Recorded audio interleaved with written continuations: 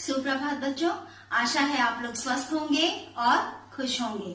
हिंदी की online class में एक बार फिर से आप सभी का बहुत बहुत स्वागत है। बच्चों, इस पाठ संज्ञा में हम लोग संज्ञा की परिभाषा जानेंगे, संज्ञा के भेद जानेंगे, उन भेद की क्या क्या परिभाषा है वो भी जानेंगे और उन्हें हम लोग कैसे पहचानेंगे, इन सभी चीजों पर हम लोग आज चर्चा करेंगे।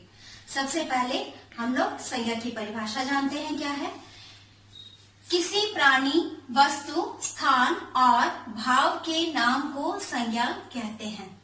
उसके उदाहरण में मैंने लिखा है गुलाब, राम और आगरा। आप लोग नर्सरी क्लास से लेकर के अभी तक क्लास 2 तक आप लोग ये पढ़ते आ रहे होंगे, नाम वाले शब्दों को संज्ञा कहते हैं। इंग्लिश में आप लोग नेमिंग वर्ड्स पढ़ते होंगे। तो किसी भी व्यक्ति का नाम हो, वस्तु का नाम हो, स्थान का नाम हो, जाति का नाम हो या भाव के नाम हो, ये सभी नामों को संज्ञा कहा जाता है। व्यक्ति में तो आपके नाम हो गए, हमारे नाम हो गए, महापुरुषों के नाम हो गए।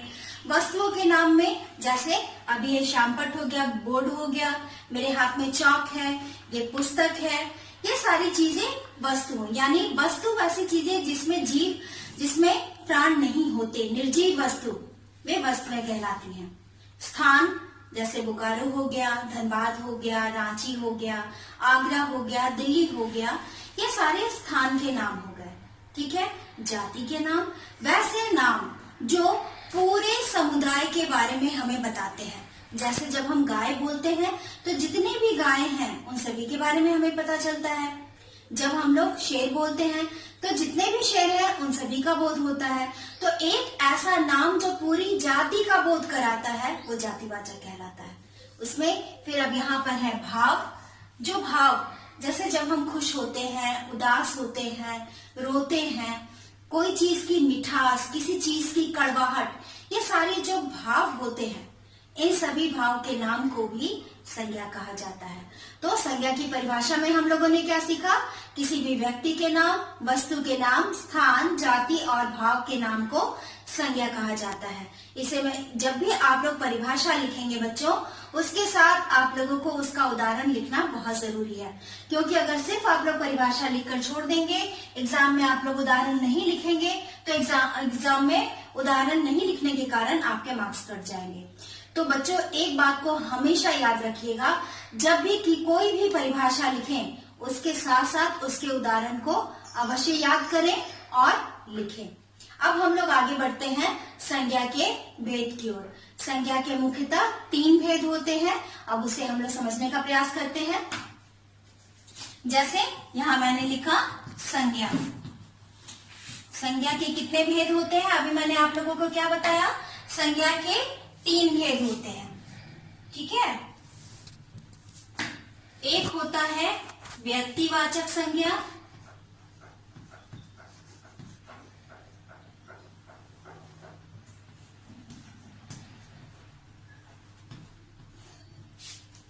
दूसरा होता है जातिवाचक संज्ञा,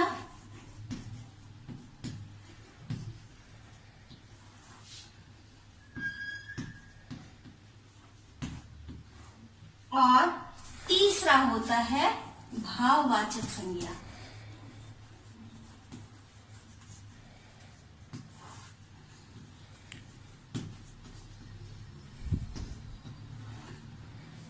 अब बच्चों हम लोग ये व्यक्तिवाचक संज्ञा कैसे पहचानेंगे? किसी भी विशेष व्यक्ति के नाम, स्थान के नाम, ये सभी वस्तु के नाम, ये व्यक्तिवाचक संज्ञा के अंतर्गत आते हैं। जब जैसे महात्मा गांधी एक महापुरुष हैं, उनका नाम हो गया, इंदिरा गांधी, ये जितने भी महापुरुष हैं, किसी विशेष व्यक्ति का नाम, वस्तु का नाम, स्थान का नाम, ये सभी व्यक्तिवाचक संज्ञा के अंतर्गत आता है। अभी मैं आप लोगों को बुक पढ़ाऊंगी, समझाऊंगी, उसमें भी जो भी डाउट्स है वो क्लियर हो जाएंगे। दूसरा है बच्चों जातिवाचक संज्ञा। ठीक है। ये है नंबर 2, ये है नंबर 1 और ये है नंबर 3। दूसरा है जातिवाचक संज्ञा। वो नाम जो पूरी जाति समुदाय का बोध कराए उसे जातिवाचक संज्ञा कहते हैं। जैसे कि शेर, पहाड़, नदी, ये सारे शब्द जो है एक नदी बोलने से, जब तक हम लोग किसी एक विशेष नदी का नाम नहीं लेते तब तक एक नदी बोलने से हम लोग जितनी भी नदियां हैं सबके बारे में सोचने लगते हैं।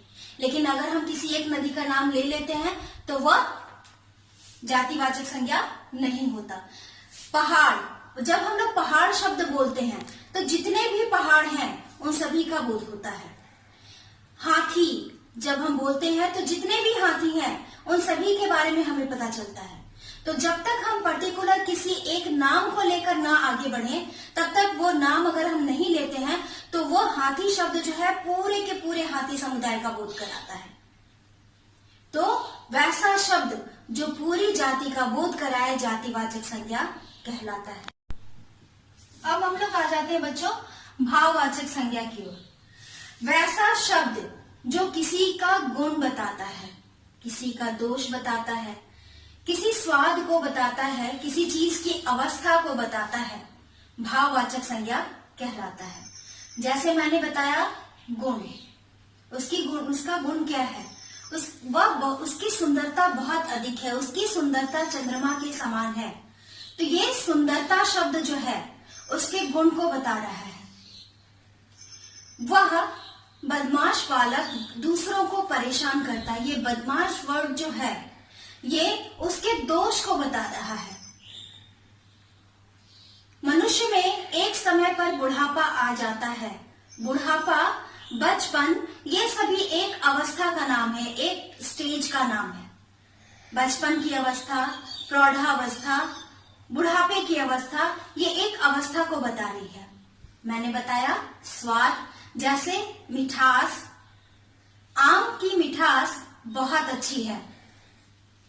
क्या कहा जा सकता है? इमली बहुत खट्टी है। तो ये जो स्वाद के बारे में हमें पता चल रहा है ये भी हमें भाववाचक संज्ञा से पता चल रहा है। तो ऐसा शब्द जो किसी का गुण, दोष, अवस्था और स्वाद का बोध कराए वैसे शब्दों को भाववाचक संज्ञा कहते हैं। बच्चों, ये है आपका पाठ 3 संज्ञा। इस संज्ञा पाठ से मैं आप लोगों को कुछ लिखित कार्य दूंगी। उन लिखित कार्यों को आप अपनी हिंदी की कोर्स कॉपी में लिखेंगे। बेटा, ये सभी कार्य जो है आपको एक बार मैं समझा दे रही हूँ। संज्ञा पाठ से हम लोग आप लोगों को कुछ परिभाषा, उसके भेद के नाम, उसके उदाहरण, इन चीज़ों को जानेंगे।